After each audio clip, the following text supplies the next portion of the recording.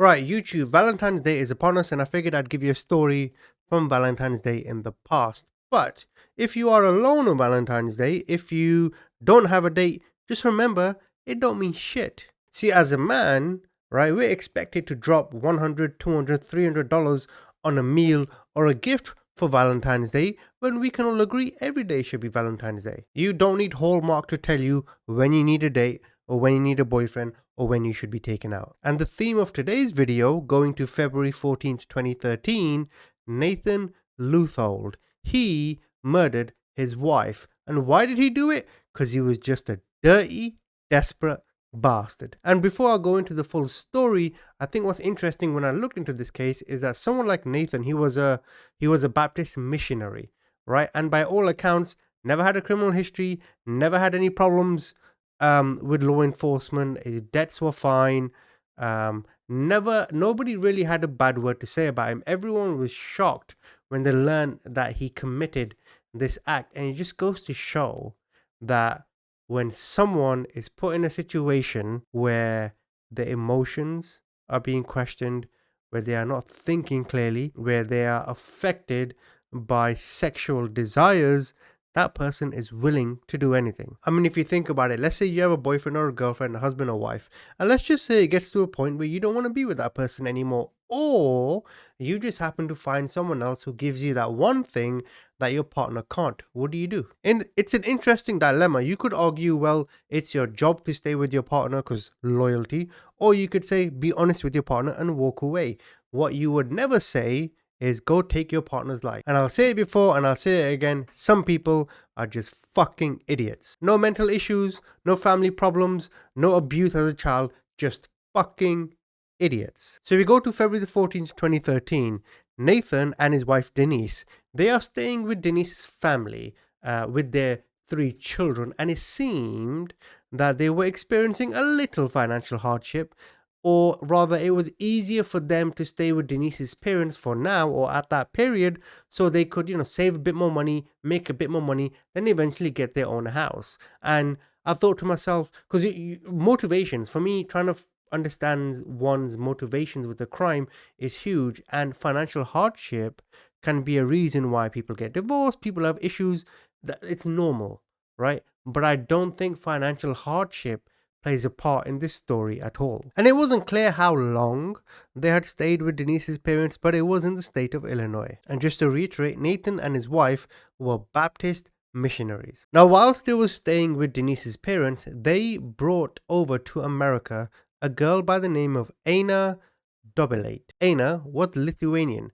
They initially met Anna when she was 6 years old during a missionary trip in Lithuania. When Anna turned 18, Nathan sponsored her to come to the United States where she would attend college. She attended college in Florida and then eventually in Illinois. She lived by herself when she got to Illinois, but she was very much involved in Nathan and Denise's family. But it would be on February 14th, 2013, when Nathan, he made a 911 call and he tells the operator, "My wife's life has been taken and my home has been ransacked." But upon the police's arrival to the house, things seemed a little fishy. To them, the scene of the crime looked a little strange. And it's important to consider that police officers have probably dealt with hundreds of crime scenes. And when you do something over and over again, you become better at it. And I think the average police officer can tell the difference between a crime scene that looks natural, so to speak, and a crime scene that's been staged. And whilst we can all agree that people grieve differently, the police at the time did confirm that Nathan's demeanor seemed a little off. And the police were always going to keep Nathan as a suspect in the back of their minds, even if they didn't say it outright, as generally speaking, the police always look to the closest to the victim in terms of family and friends before they look elsewhere. But to them, Nathan did seem the most unlikely of suspects. As I mentioned, no prior criminal history, no reported incidences of domestic violence, and the marriage did seem to have some rocky areas, but every marriage does. Now, Nathan did give an alibi to the police officers on where he was that day, but the police officers quickly learnt that this alibi was actually staged. See, Nathan was seen via CCTV footage in a certain area where he was driving and walking, whereas the police believed he was there deliberately to give the illusion that he was elsewhere when his wife's life was taken. Nathan also told the police that some items were missing from the house: a computer, a digital camera, and some family jewelry. Now, it's not clear if these items were found, but there is some evidence to suggest the computer was found because later the police would get access to Nathan's internet search history. And you know what's funny? You know how if you go through someone's phone or through someone's emails or someone's personal data, you can kind of get a glimpse into their life?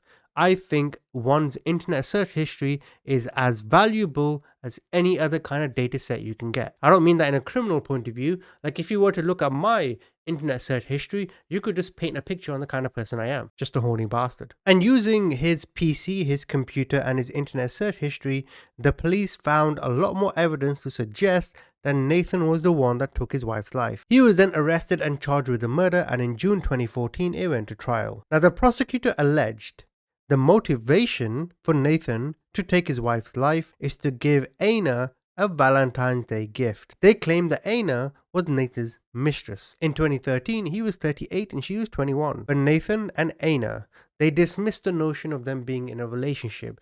They also said, we don't have a joint bank account, as the prosecutor alleged, and we haven't really gone out in public. But it wasn't just this that led the police to believe they're having an affair.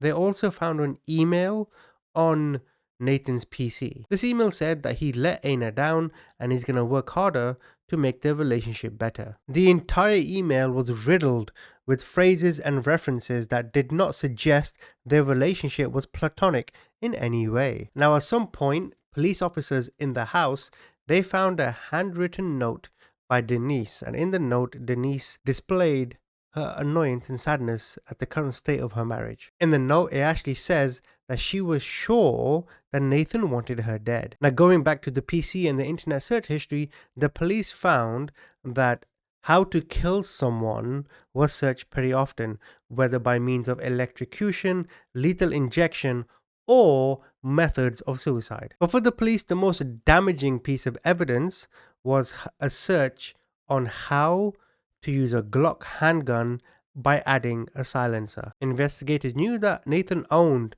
a .40 caliber Glock gun, but it appears the gun was never found. Now, on the day of the attack, neighbors did confirm to police that they saw an individual wearing black clothes and a black hoodie looking very suspiciously. And when they described the body, it did match the body type of Nathan. And even though this isn't really evidence, it again painted the picture for the police. During the trial, a witness by the name of David Smith came forward. He was an inmate in jail, and he did spend some time in county jail with Nathan when Nathan was initially arrested. And Nathan told David everything. Well, this is what David claimed. David, of course, had his own motivations. If he did come forward with the information Nathan gave him, then he would get 4 years off his sentence. So in the county jail, Nathan and David became friends and spent a lot of time in the yard. And after they talked and hung out, David would go back into his cell and write down everything Nathan told him. And Nathan told him that he was in the house and he waited in a closet. He waited for Denise to get home. They had an argument, and then with his gun, he took her life. And in terms of the ransacking, he ransacked the home before she came home. He then ran to his car, turned the car on, drove to some car park and got changed and took off his black clothes. And I think the time frame where he ran to his car, to the car park, and then back to the house is where witnesses saw a suspicious man wearing a black hoodie. Now, what's strange about this is that the defense didn't question David Smith's testimony once. In a lot of trials, if a witness comes forward and the evidence is quite damaging to the suspect, you'd at least see the defense attorneys ask a few questions, try and flip the script. We've all seen it, but in this case, none. Aina also was called to the stand, and even though she claimed that she had difficulty in understanding English, she needed a translator. The more the trial went on, the better her English became, and even she started correcting the prosecutor when asked questions. What was also revealed in trial is a few days prior to the death of Denise. See, Nathan, he called the police and he said, "There's a suspicious vehicle near my house. Can you come take a look?"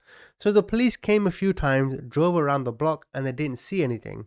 And in hindsight, the police saw this as a way of him, again, trying to cover his tracks, trying to make it seem like there's someone else in the equation who could do this to his wife. The prosecutors went on to argue that this was a planned murder and he did it as he wanted to be with his mistress. And after 6 days of testimony, the jury deliberated for 90 minutes, to which they found him guilty of murder in the first degree. On September the 27th, 2014, Nathan was sentenced to 80 years in prison. In 2016, Nathan appealed this decision, but they essentially told him, fuck off. And like, in terms of my conclusion, I just don't get it. Like, Nathan, he's attracted to this girl, Aina. Firstly, it's sickening anyway how he knew her at 6 years old and he was an adult-ish. And then eventually he gets with her and he beats with her. That's just weird in my estimation. But if you don't want to be with your partner, mate, leave.